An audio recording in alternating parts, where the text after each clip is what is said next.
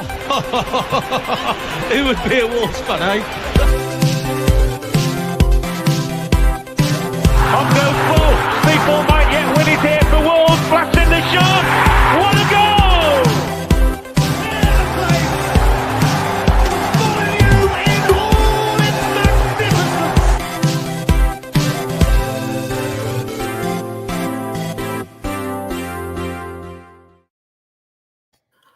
Hello everyone, welcome to your latest Wolves Fancast review show. I'm your host, Little Dan. On tonight's show, I've got with me Stu, Big Rich Griff, and Brexit Lem.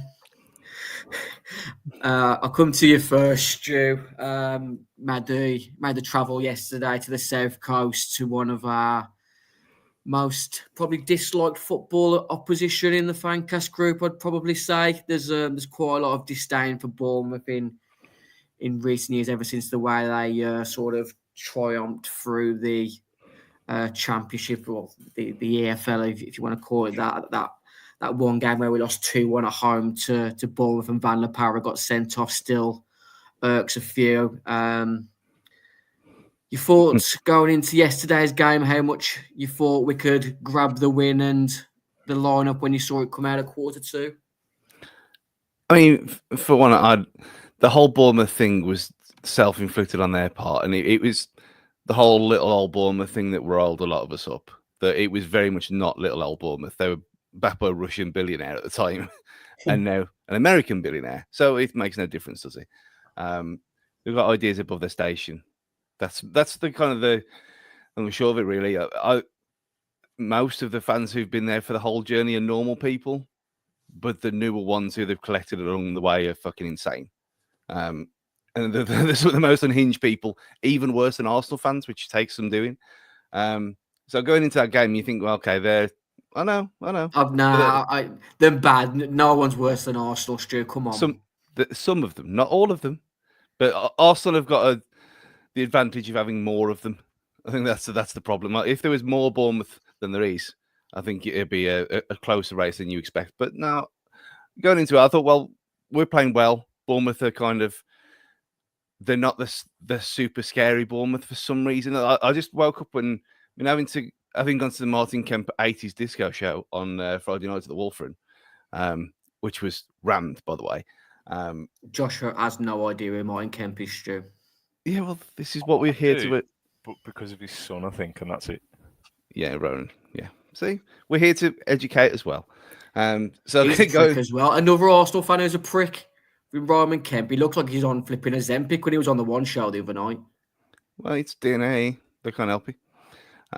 Very much like Bournemouth, but yeah, there was a funny feeling about it that it wasn't going to be a battering and it wasn't going to be what we saw at Molineux, which in itself was a bit of a freak anyway. But I don't know. There was just something about that game and something about the way we've been playing that there was a bit of swagger back to us, especially that second half at Liverpool. So I was going in pretty confident. And you look at the lineup, you think, yeah, good. It looks like there's common sense here. So I was quite impressed. There was a quiet optimism, wasn't there, going into the game, Josh? Stu mentioned it there, that on the back of the performance away at Liverpool, I went Matheus Cunha captain in my one fantasy Premier League team. I know you went Vita Pereira assistant manager in the FPL with yours. Where did that sort of optimism sort of come from? Did you expect us to grab a result yesterday, or was it playing the odds in the FPL with a assistant manager chip? To tell the truth, I don't really know why. I can't really tell whether I was confident. I definitely wasn't like shitting myself for the game. I wasn't thinking, fucking hell, we're going to Bournemouth away here. And whether that's because of past results or because we've been looking a lot better recently. But I wouldn't have said before the game it's out the realms of possibility that we could have got a draw, and not like scrape a draw, like actually earn a draw. Yeah, I wasn't shitting myself for the game, really. And I think we did really well to deserve it. I think even before the red card as well, I think we're the better team. So, yeah, I think it was a good performance, and I think it's obviously a massive 3 points. It was. We'll talk about the match a bit more in depth, but let's go back to sort of quarter two, Rich. When that lineup came out and you saw sort of like a front three of Bellegarde, Menezes and Cunha, but there was no real sort of definitive formation set up with the fluidity that they had, and the addition of Menezes seems to be quite promising. He offers something that we haven't had in quite a while. But no, Rodrigo Gomez again, Gonzalo Guedes didn't make the bench. Jurgen Strand-Larsen made it back into the squad. How were your sort of feelings going into the match before kickoff yesterday?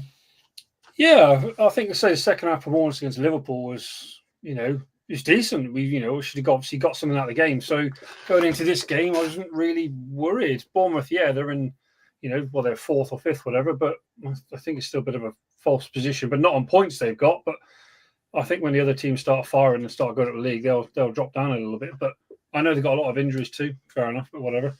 As for the starting lineup, I thought they had a lot of energy. It looked like there was a lot of energy in it. Designed to press, a high press, constant, and put them under pressure, really, make them make the mistakes, which they duly did, luckily for us. But yeah, it was pretty good. Yeah, Josh mentioned it just that we started the game relatively decent. I think it was sort of 50-50 before the red card, but the first sort of big chance of the game came to Bellegarde. Stu Semedo cut in from the right with his usual cut in, and I've got to the point now where I just wish he wouldn't shoot.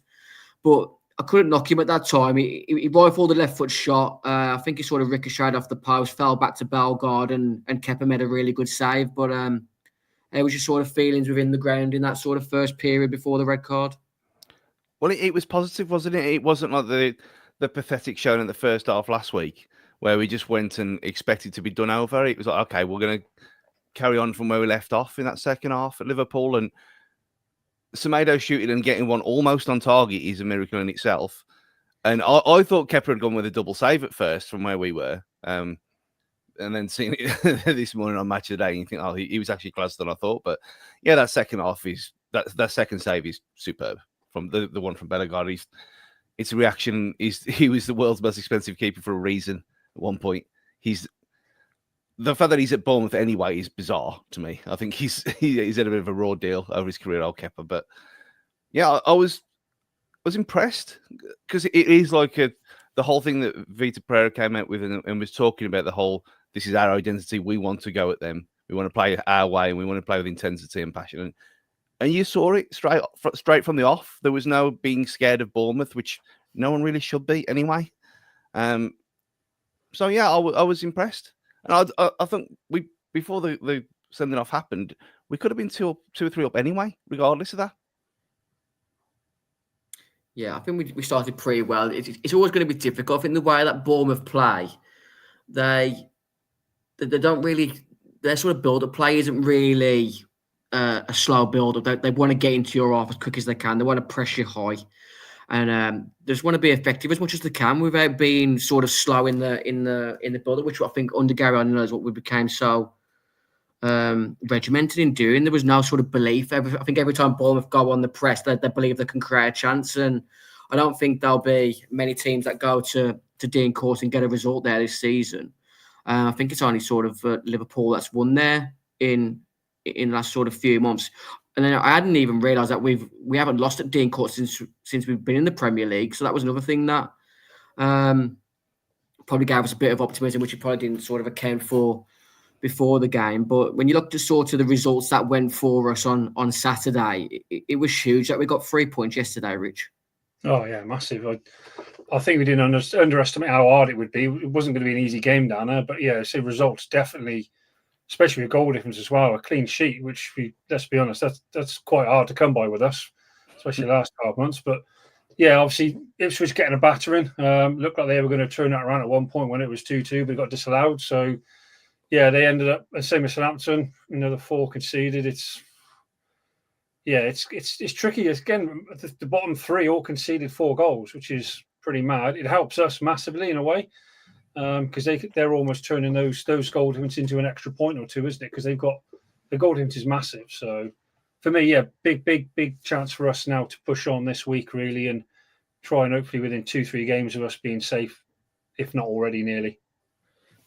Yeah, I did put on Twitter earlier that today's episode was a review of yesterday's win over AFC Bittermouth, and the big sort of moment within the sort of first half an hour at Dean Court was Ilya Zabani picking up a red card, which has been it's been discussed across all sort of social media, Match of the Day, Sky Sports, and Stu, you were there in the ground yesterday, and I think you said in the WhatsApp group that you didn't think it was a red in real time in person, but looking at the clips and pictures after the game, it's a Stonewall red.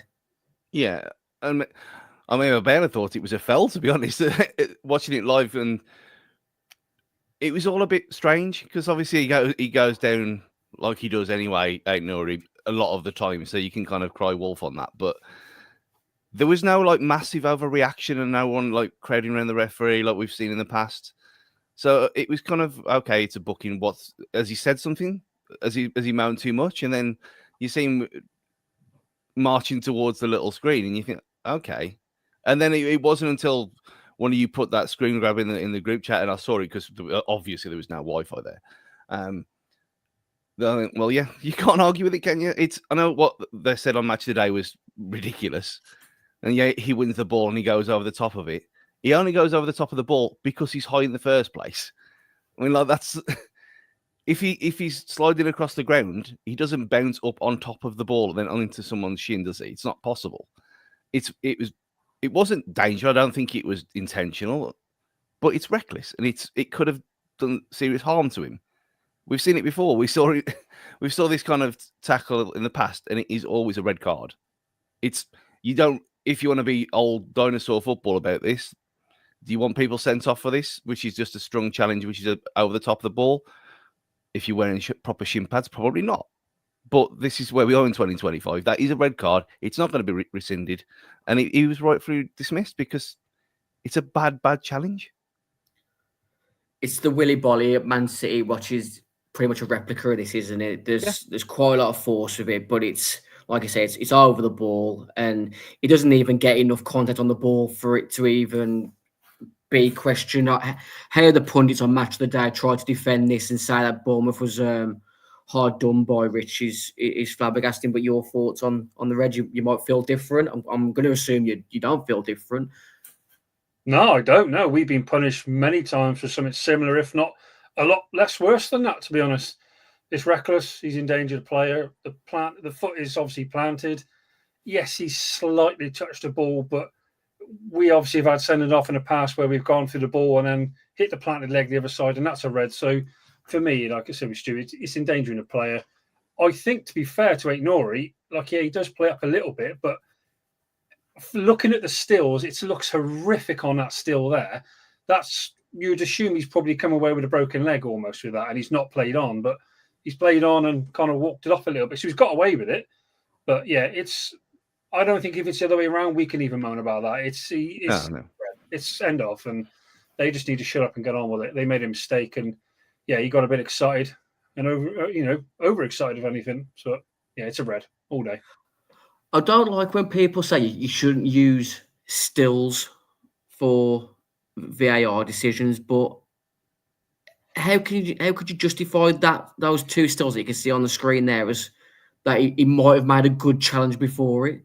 It's blatant red. As soon as the referee pulled out the yellow and he was advised to go to the monitor, I don't think there was anyone who was sort of watching on a stream or whatever that thought this has to be overturned and given a straight red. What was your thoughts on the challenge, Josh?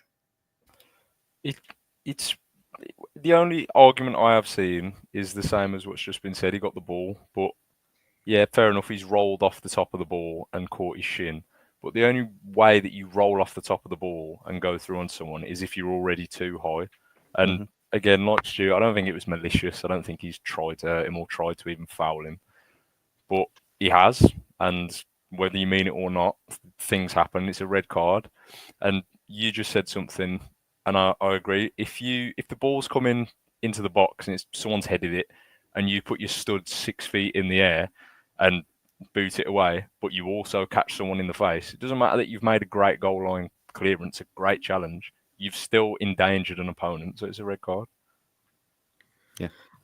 And that was a big moment, wasn't it, in the game? I think from the moment Zabani got sent off, and then moments later, Cunha again, ole, puts us in front with it was a solid finish, a bit of a hit and up cross from Semedo, and luckily it fell to Mateus, and he's now scored 13 goals in 25 Premier League appearances for Wolves this season. Only Raul Jimenez has netted more across a single campaign in the competition for Wolves, with 17 in the 2019-20 season.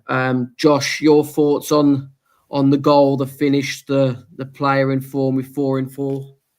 Yeah, it's one of them in a game as not as close as that, but where there's not many clear-cut chances. There's one which I'm sure we'll come on to, but you need someone who can just keep their head in a split second and put the ball in the back of the net when it falls, and that's what he did.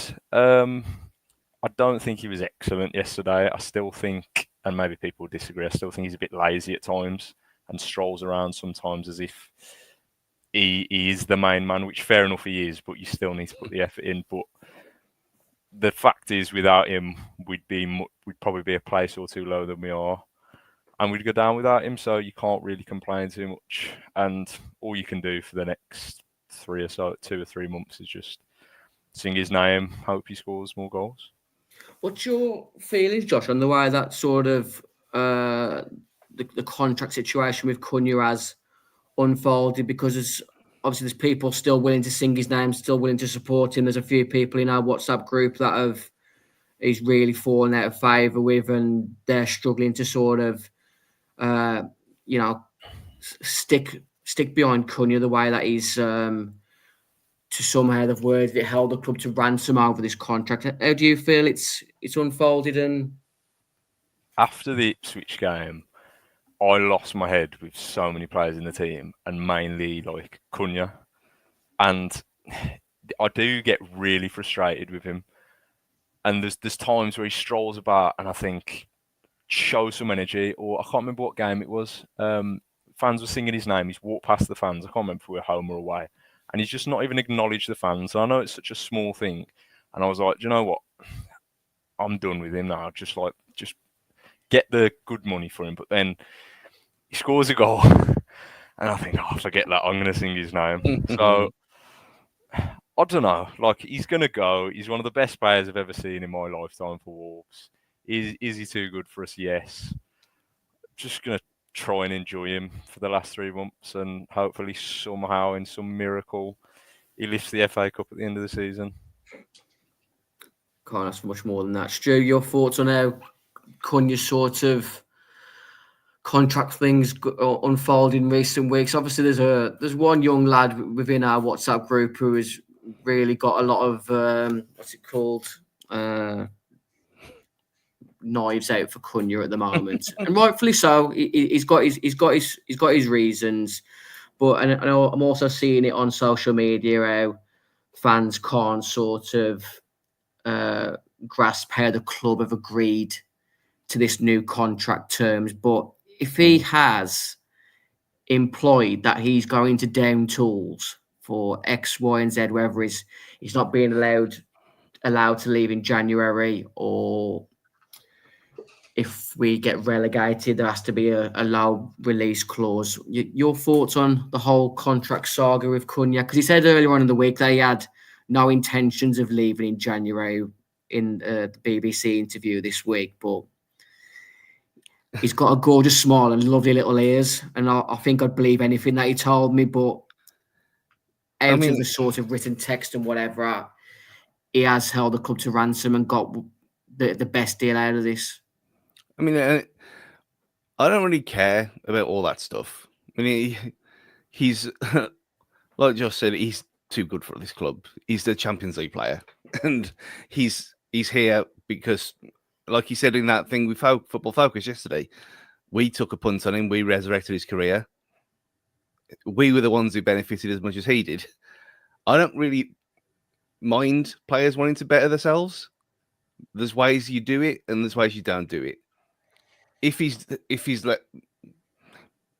done this to get his way, and so he's guaranteed almost to leave in the summer because the price is so relatively low, whatever. It's fine by me. I don't really care. It's the other stuff, like that interview with Football Focus that came out yesterday saying, I don't want to leave this club. I love this club.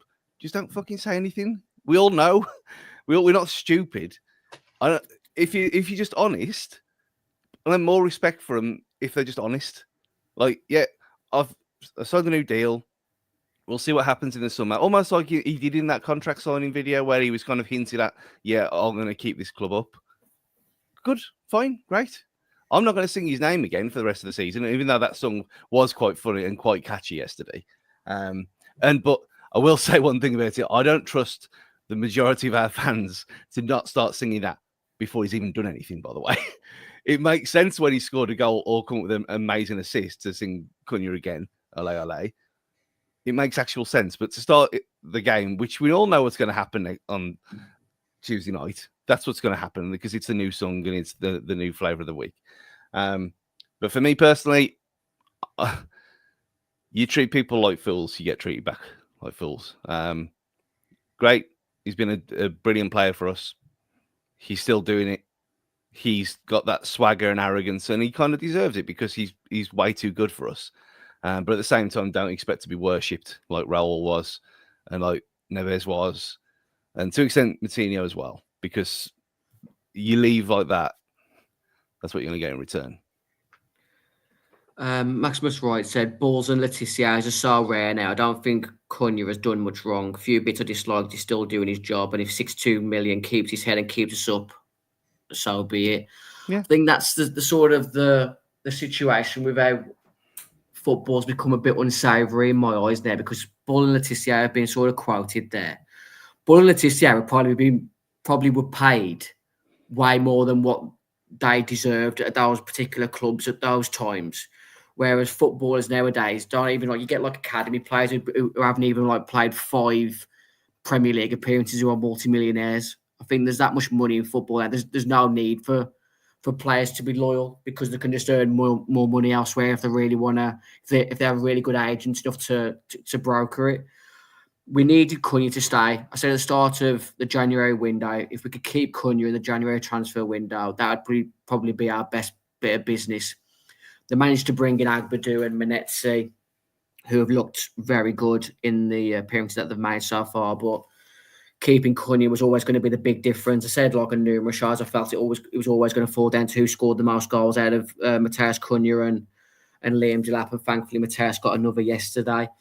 How did you feel going into half time, Rich? The fact that we were leading 1-0. Bournemouth was always still going to be a bit of a handful. They've got some really good attacking players. Clive, Utara, Marcus Tavernier was lively throughout. Their set piece was pretty poor, considering we've got one of the worst records in the league for conceding from set pieces. But your thoughts going into half time? Did you feel it was a 3 points that was in the bag, or? Well, I wouldn't say I thought it was in the bag, but yeah, I just was expecting, obviously, our lack of skills of defending and goalkeeping at some point in time can be disappointing, but we didn't really do that bad. We did the simple stuff, which is unusual. We didn't make many mistakes at the back. Keeper did a few little things that he probably, we're used to seeing. It's now a regular occurrence, kicking out of play, poor passing, but they didn't really, I don't think they really tested us as much as they probably could have. I think if it was a reverse fixture, a couple of months ago where they battered us and every chance they went in, I think it just shows you luck of the day. Then everything did go in for them, and yesterday it didn't. They just couldn't get into second or third gear. They looked average at best. Like I said, he had some good players. Yeah, they've got good players, but they looked average. I wouldn't have said, looking at a league table yesterday, we're a top 6 team at all. So yes, they're there on merit current, but yeah, I think we got everything out of that first half that we deserved. And normally when people go down to 10 men, like against us, it's backs against the wall. It's really hard to break down. But I don't think it really posed a threat still, even with 10 men. I thought we played quite well. We pressed well, and we seemed to really be keen, which is what I wasn't expecting, to be honest. I thought we'd go in our shell a bit and start thinking they're down to 10. And we've had games where other teams are down to 10 men and they've gone and beaten us because we've sat back and don't know how to do and play the game. So, yeah, whatever our preparer's doing, VP's doing the right job. So, for me, great first half.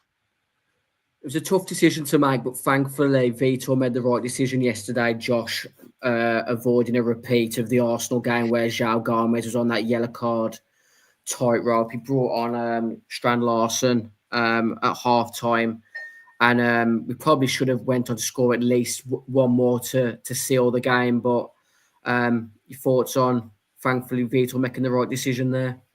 Always having flashbacks. I think I tweeted it as soon as the whistle blew. I said, João Gomez needs to come off right now. But the thing is, even the challenge he made to get the yellow card, there was no need to make that challenge at all. And it was quite a reckless challenge as well. But yeah, I think we didn't really exert ourselves too much. We obviously had a chance to make it 2-0, which we should have done. And, you know, he's a new signing. You can't moan at him too much, but there is going to become a point where if he keeps getting these chances and missing them, Menezes, people are going to get onto his back. But you've got to carry on backing him for now, being our new ears. But yeah, I thought we just saw the game out well.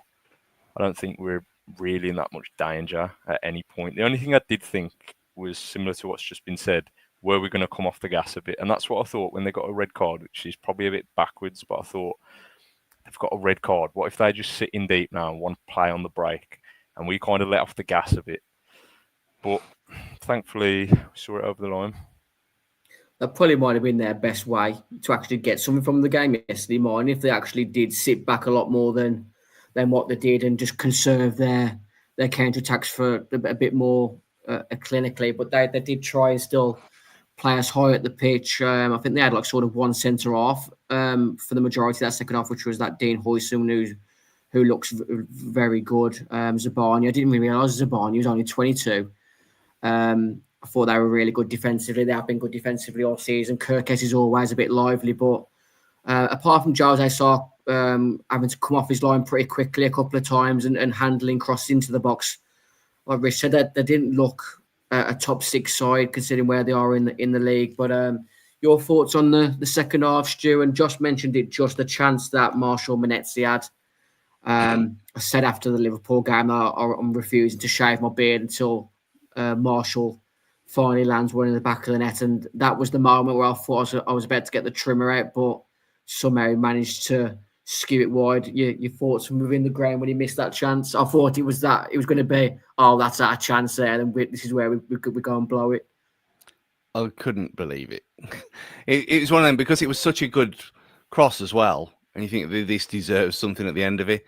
I don't know what he's done there. It's just baffling. We've mentioned the Dendoncker thing before, and it did get to that point. Like I just said, the people did turn. Like you do kind of appreciate that. Yet no one else is getting in them positions. No one else is making the runs off the ball and dragging defenders away and creating space for other people like he does. But when he gets in these positions, he just cocks it up over and over again. I did kind of chuckle to myself afterwards because I thought, yeah, the beard's going to get even bigger and bigger.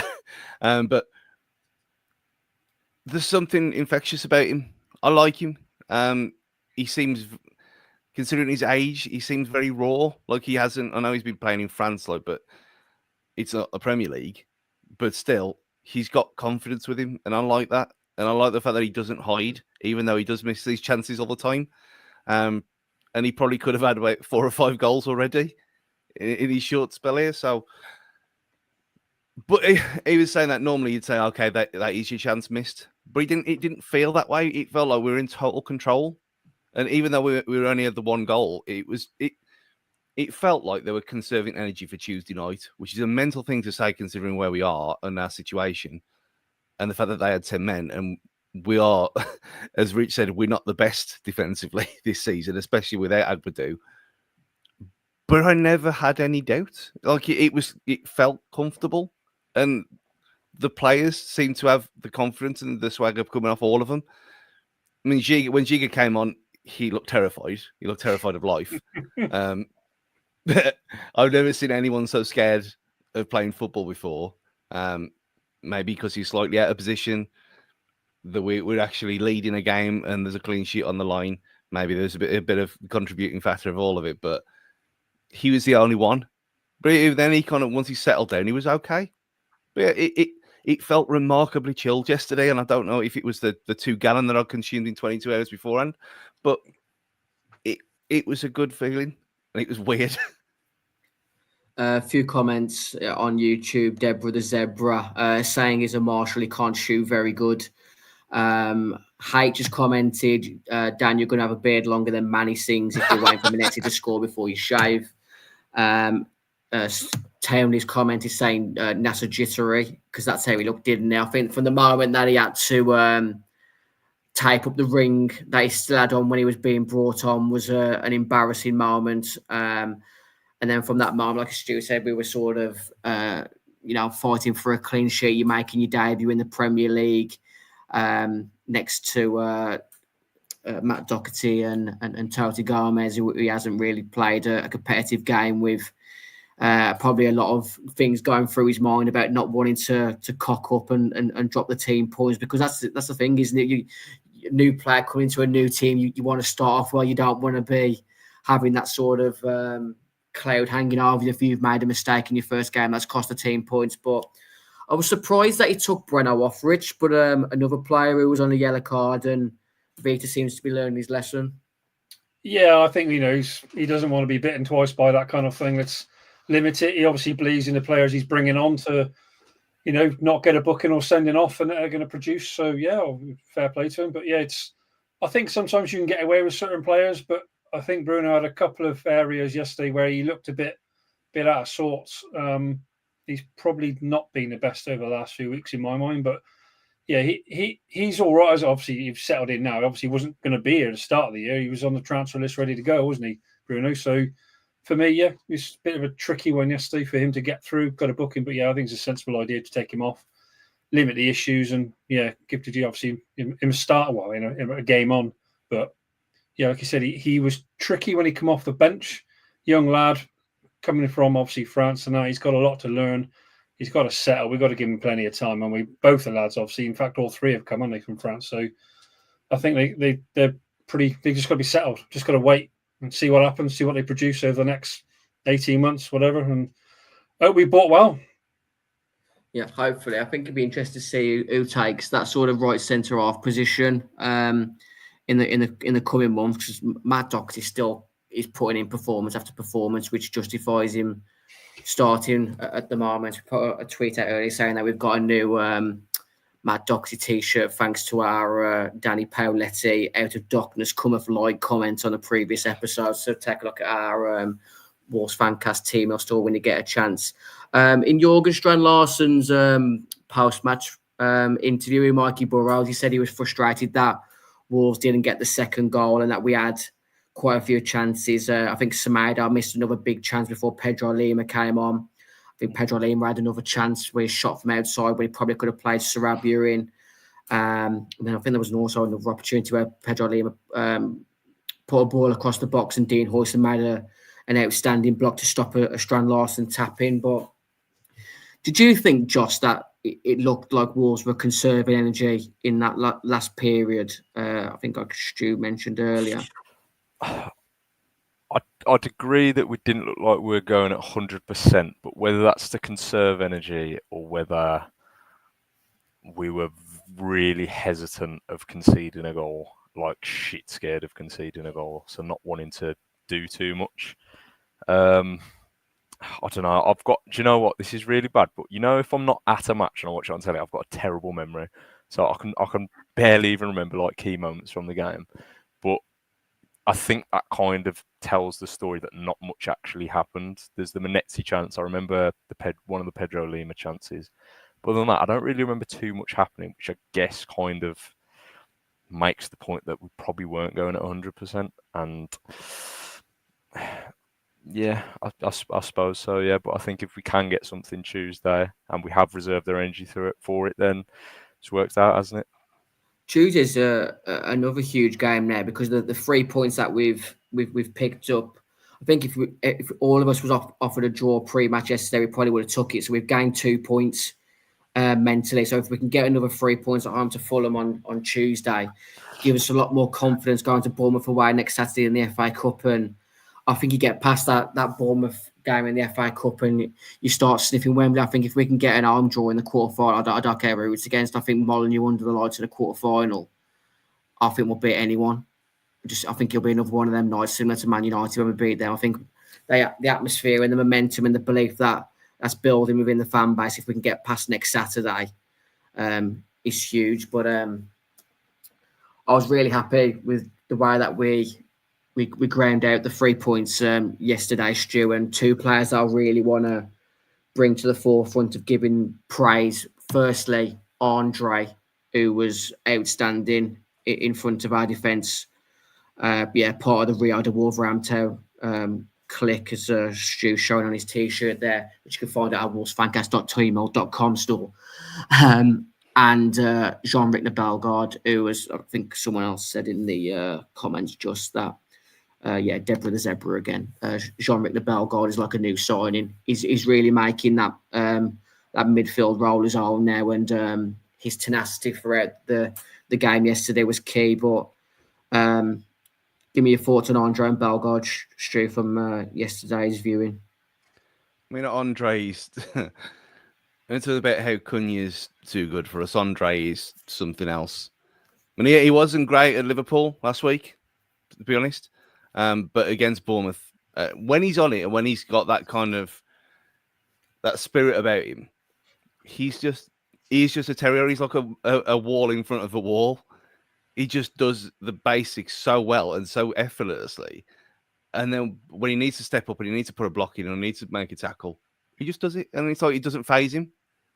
And the guy could come off and not even need a shower most of the time. He's just peerless. But Bellegarde, I mean, we called it, didn't we? When I compared him to Patrick Vieira, maybe a bit tongue-in-cheek, a few weeks ago. And look at him now. He's like the first name on the team sheet. It's ridiculous. But this is what happens. You give people confidence. And you look at players like Doc, his career's completely reborn in a slightly different position that he's used to. But in Vita we trust. And maybe, like in the comments about Tommy Doyle playing up front, playing as a wing, as David Beckham, as we've been talking about in the group chat the last couple of days, in that kind of winger without pace role. If he sees something in someone, he's going to do it. And who'd have thought that he'd sign Manetzi and play him as a false nine? The guy was a defensive midfielder, and he's coming and he's causing chaos up front when we've got no striker. So it's almost like he knows what he's doing. And Andre, I mean, the fact that fucking Teabag didn't play Andre in some games is ridiculous. It says everything you need to know about the guy. And playing Bellegarde out of position constantly and trying to get him to do things he can't do. This is what happens when you have a proper manager in charge and both of them are reaping the benefits. Do you think mentally Andre raises his game when João Gomes isn't on the pitch? Probably. There's probably something in that. I mean, the fact that they're proper yin and yang together, ain't they, with Brazil as well as here. When there's someone who's not him, he does almost... Maybe it's a subconscious thing of doing two people's jobs because he doesn't trust everyone else to do it in that same way. Maybe there's something to that. But everyone benefits from it. So long may it continue. I think they're both probably playing for the one midfield slot for Brazil as well, aren't they? So there's going to be like an unconscious competition between the two of them, because I think sort of Bruno Guimaraes will probably be the midfielder who one of them plays against in the next major tournament. But I think they're both two outstanding midfielders, João Gomes and Andre, and it's a pleasure to see them. But I'm just loving the renaissance of Bellegarde that's come from nowhere, because he can do everything that you want in a wall centre midfielder. Even though he's not the biggest guy, he puts himself about. He rarely loses the ball in physical duels on the ground, and he's got an eye for a pass. We've seen it away at Nottingham Forest this season that he can score from distance. So hopefully he can continue this run of form and hopefully take us to Wembley in the coming months. But Rich, give us your sort of thoughts on the key players for Wolves yesterday in your eyes. Well, I said you kept a clean sheet. It's unheard of. So for me, obviously the back 3 and 5 with keeper did a job, which is great. that's going to put building blocks and confidence in that going forward. For me, it's great to see a clean sheet, to be honest with you.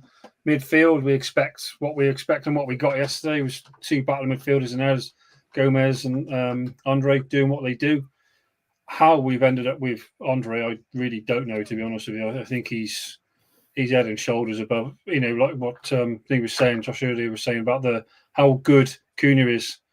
I think Andre's miles better than him. He does everything and more for this club. And you don't really hear anything of it. You don't see him, on social media as much, other than Cunha's feed. But yeah, great all round. And I've got to be honest with Bellegarde, I'm not his biggest fan. I've dogged him before for being bang average, but I said a while back that if he comes in and produces and gets them 10, 15, 20 games, to produce, and he does well, then fair play. But he was never getting that. He was a bit part player coming off the bench for 10 minutes. That's not enough for any player to really set examples for what he can do. And like Stu was saying, he's playing out of position as well, which is even worse for him. But playing a position he's good and he's confident at, has done what he's wanted to do, and take your hat off to him. Fair play. He's taken his chance, and them two on screen now were quality again yesterday. So fair play to him. Are you ticking the Gary O'Neill played right a position box on that apology form, Rich? I am. I don't like admitting I'm wrong. You can ask the missus about it. But yeah, I am. He had a lot of issues. Yeah, form and injuries. Obviously, his injury was horrific, wasn't it, at the start of his career? And that for us, that wasn't great. But yeah, I think his confidence is there. He's willing to run at people, and yeah, he's got eye for a goal every now and again too. So, and again, if Manuzzi had scored yesterday, he would have had an assist as well. So, yeah, he's hopefully turning a corner. He can produce more going forward to the end of the season, and then I'll firmly tick most of those boxes on that sheet and send him a written apology and a text. Feels a bit like a Paul Scholes playing for England with Bellegarde under Gary O'Neill, Stu, where I think everyone, including Gary O'Neill specifically, saw something in Bellegarde that he had to play him more often than not, but he wasn't utilising him in the position where he was best set for. But he's really turned a corner, hasn't he?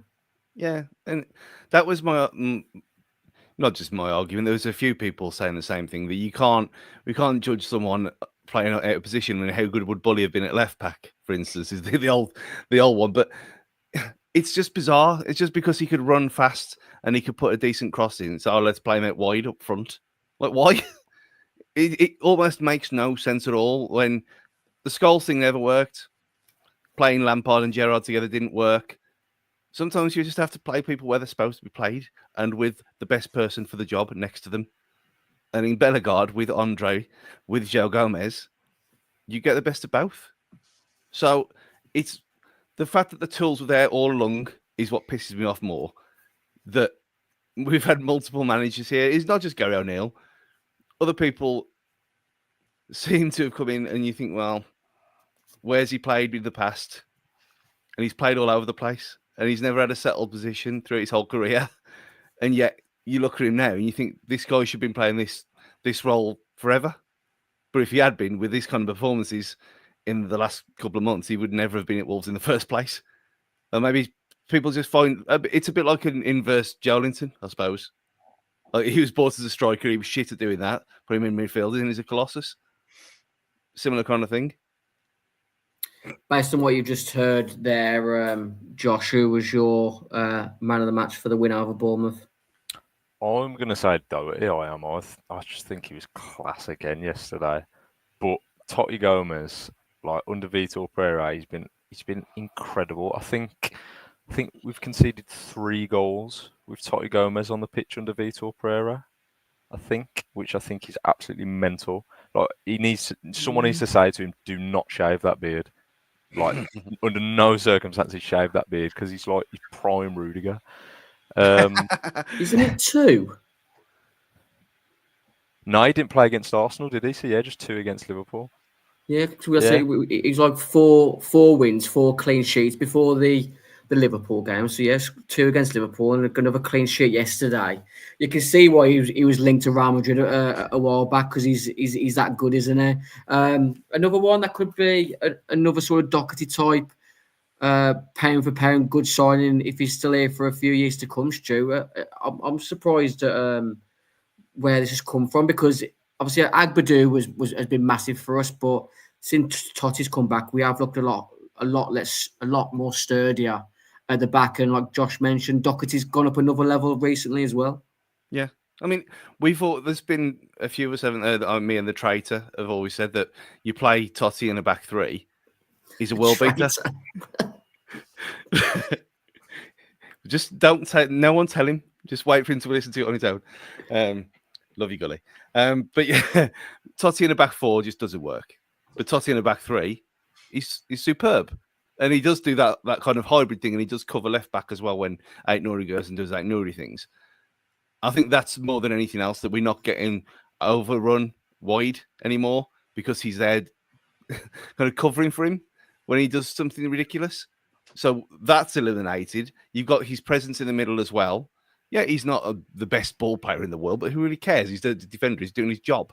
And like you said, that clean sheet record since he's back in is just outrageous. And to do it without Agbadu next to him, to do it with Santi Bueno, who has been much maligned and, like Rich said, was out the door in August. There's something about Totti, and not just the fact that he looked really excellent in them sunglasses in the blue kit last year, that he's a proper defender in the Premier League, and we got him for pittance. I do prefer it when he has his Simon Phoenix hair, but yeah, he's massively solid. Josh has gone for Matt Doherty. Who's your man of the match, Stu? Andre. But the fact that we're listing more than just a handful of people is a good sign. There's numerous people who could have got it yesterday. Where was your vote, Rich?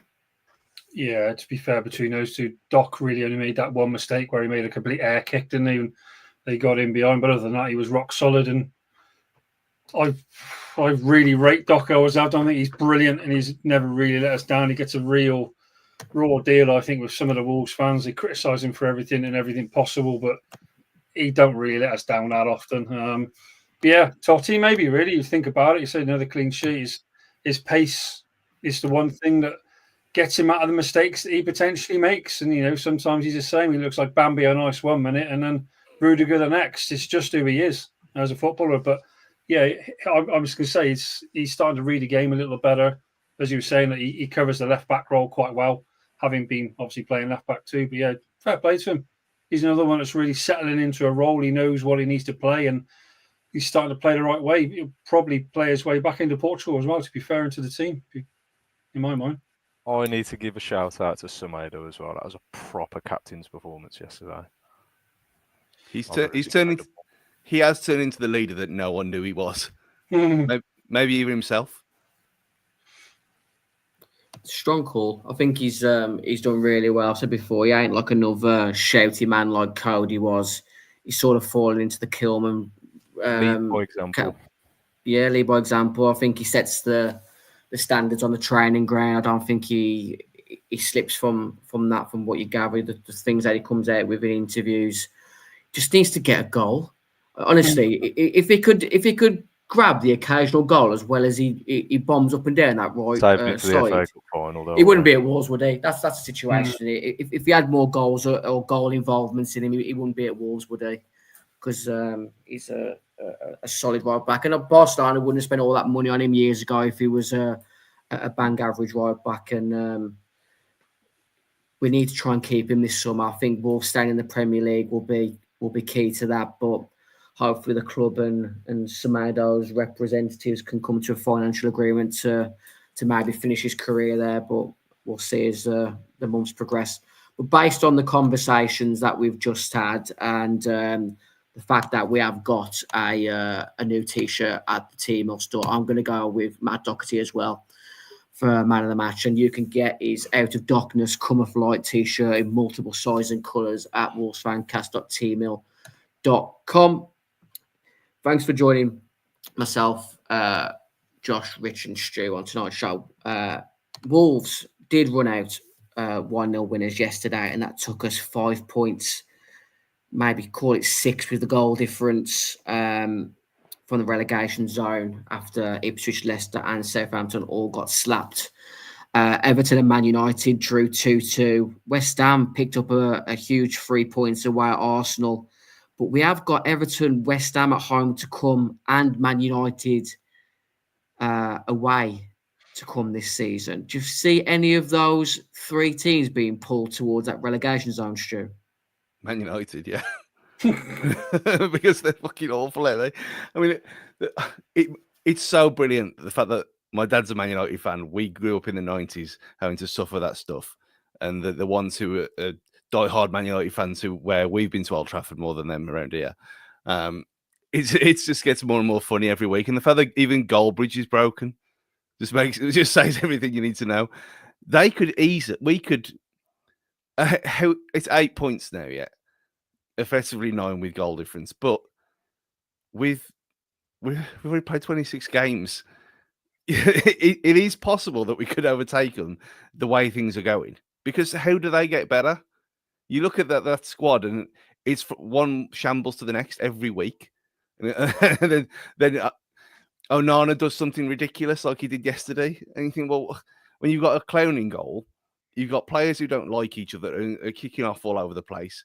You've got the upper management's sacking everyone, and the stadium's falling apart. The whole thing's a joke, and it's obviously got to trickle down to how the team plays. So, at this point in the season, I think West Ham will probably kick on now. I think Everton have got the Moyes factor, like we said before, but Man United are a joke. If we somehow manage to catch them, considering where we were, it'd be glorious. I wouldn't want to wish injury on anyone, but if I had to, it'd probably be Bruno Fernandes. And if that was to occur, they're in big trouble. Man United are. I sort of mentioned we're 8 points behind Man United. We've still got to play Man United away. There's still a scalp for a lot of teams when they travel to Old Trafford, and teams want to beat Man United when they come to your home stadium. So I think that could easily get dragged into it. And you look at the stats, this is the worst season that they've had points-wise since the last time they got relegated. So it's going to be interesting for you, last 12 games that we've got now. Do you think, Josh, if we was to draw the last 12 games, that would put us on 34 points, that would be enough?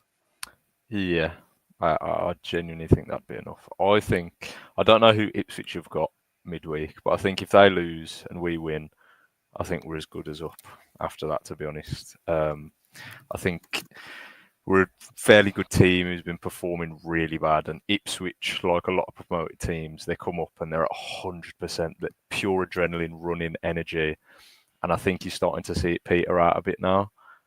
And I know we're over halfway through the season, but I think compared to how they performed in the first half, I don't think they'll do as well.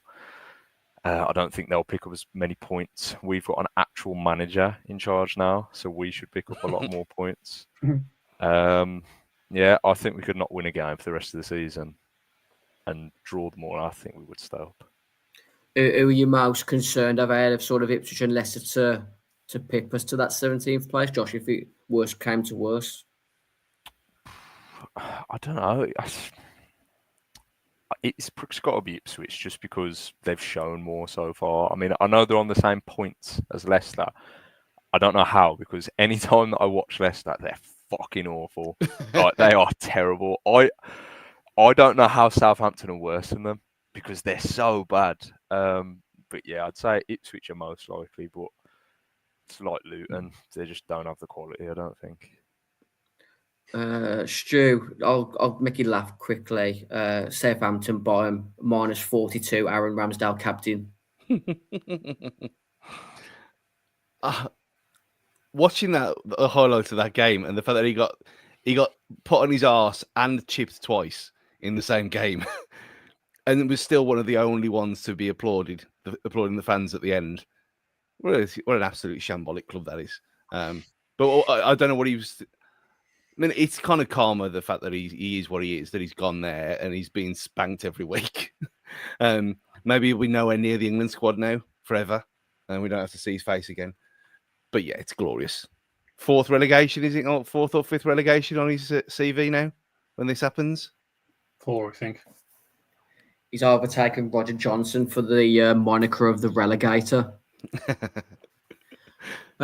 Josh mentioned it a few moments ago. Josh, Ipswich travel away to Manchester United this midweek. Wolves play at home on Tuesday to Fulham. The rest of the Premier League fixtures are Brighton versus Bournemouth, Crystal Palace versus Villa, Chelsea at home to Southampton, Brentford at home to Everton, Man City travel to Tottenham, as I mentioned, Man United at home to Ipswich on Wednesday.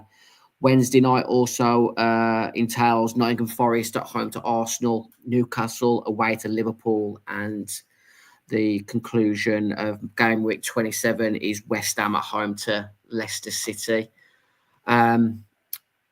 Fulham, a bit of a funny side, still competing similar to Bournemouth for those European places, with the fact that it looks like there's going to be a fifth Champions League place in the league this season. If you look at the coefficient points at the moment, what's your thoughts going into the game on Tuesday, Rich, with the return of Adama and Raul?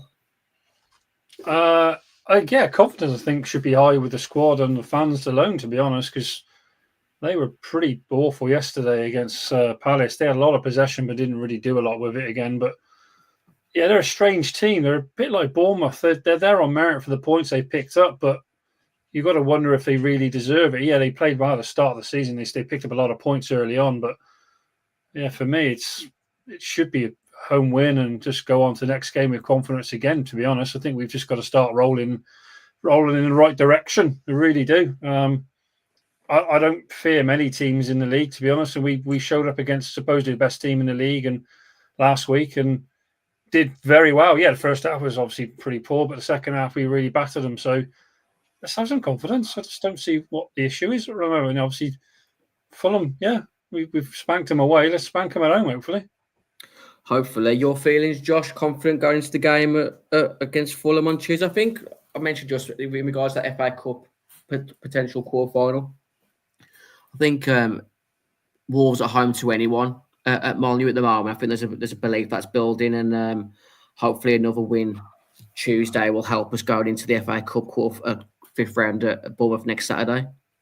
Yeah, obviously I think Fulham started very good. I think they have come away a little bit now. I'm not sure where they are on the table. I think they're maybe 9th, are they? I'm not too sure off the top of my head, but I think it's probably I say it's a good time to play them. It's probably a bad time to play them when we did away and we battered them, really. So, yeah, I'm confident. I think if we can make a noise, we're good to beat anyone in the league. A question I want to ask is, would you lose tomorrow to win on Saturday? I'll let you have that one, Rich. Well, I'm there Saturday, so yeah, I don't want to lose any games, to be honest. But yeah, I'd rather win them both, to be honest, mate. That's being greedy, but yeah, and if you can guarantee safety, then yeah, you would, wouldn't you? Because we want a cup run, we want to abolish what happened last year at Coventry, don't we? So we want to do what we need to do. So yeah, I probably would. Let's put a different angle to that, because we all know we always want Wolves to win every game. But Rich, would you take a draw after 90 minutes in both of next week's games, with the potential of extra time and penalties at Bournemouth next Saturday? No, because as someone pointed out last time, Sarr don't save many pens, but I suppose Johnson would be in goal. So yeah, sod it. Let's do it. We'll win them. We'll win them both anyway. I'm confident. Stu, would you take a draw at home to Fulham and a draw after 90 minutes against Bournemouth next Saturday? Yeah, I would. Fulham, like everyone said, Fulham are a strange one, and it's almost classic Wolves to be having this game coming up and having a huge banana skin on it. Even though they're obviously Fulham are where they are and we are where we are, you have got the Adama factor, and he's never really done it against us. So that's kind of due, which I'm kind of terrified of. I took the piss out of him for 5 years. That he could come back and haunt us, but we should have enough. But you say no, you take a draw. Of course you would. It's another point towards safety when we've got a bit of a buffer now, and we've created for ourselves. And like we had against Brentford last year, was it last year or the year before, when the saga of Brentford's playing them in the league and then the FA Cup and then a replay, and when you play teams so many times in quick succession, it always goes a bit weird. The second game. So I think it's going to be it'll be trickier next Saturday than it was yesterday.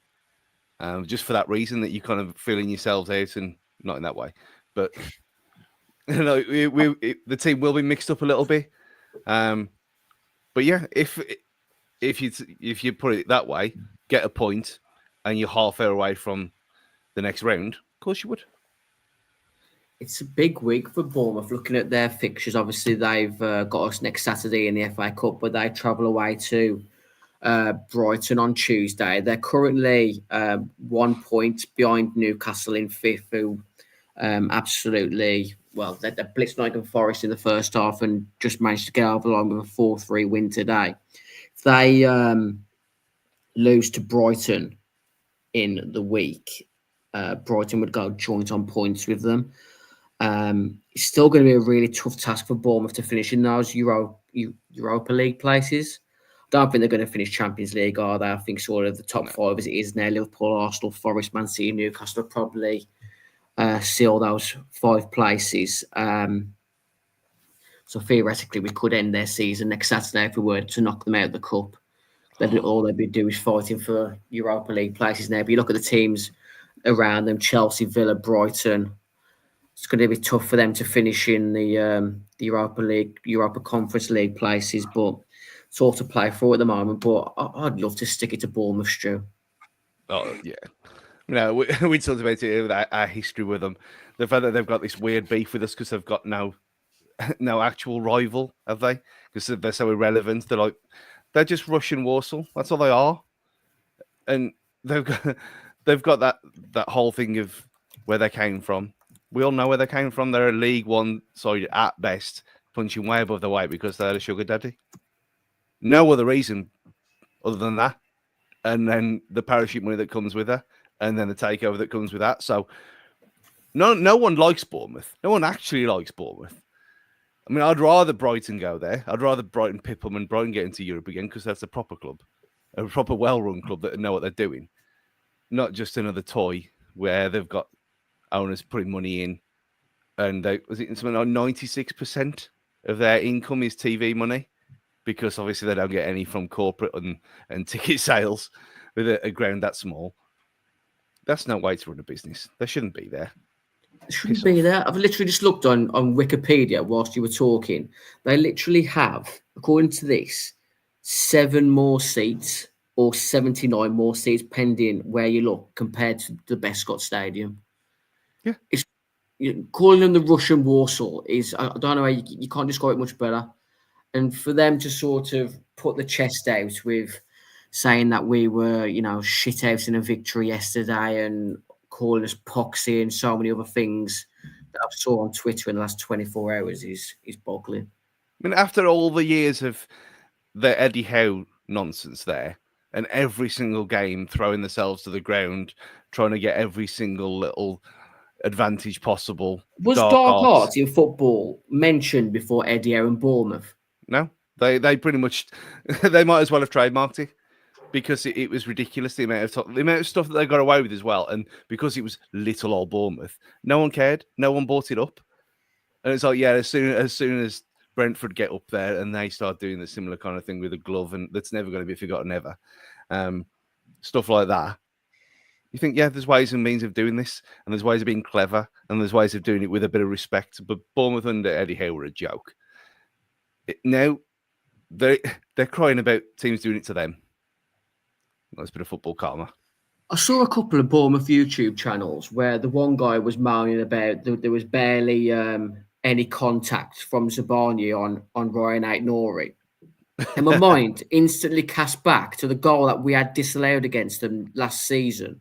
Or was it the season before when Cunha fouled an arm and it got pulled back by VAR? Yeah. They're deluded. They're deluded and they're crazy. I think there's something in that South Coast air. There must be. I mean, it's Letitia syndrome. There's something wrong with them. I can't wait for them to go to the wall. It'll be best day ever. Josh, your score prediction for Wolves versus Fulham on Tuesday night. I think Jimenez may have a say in the game on on Tuesday. Hopefully he misses a penalty because I'll never forgive him for the severe one. He can score all the rest, but that's still the moment for me. I think if we score that penalty, I think we're going to win that game.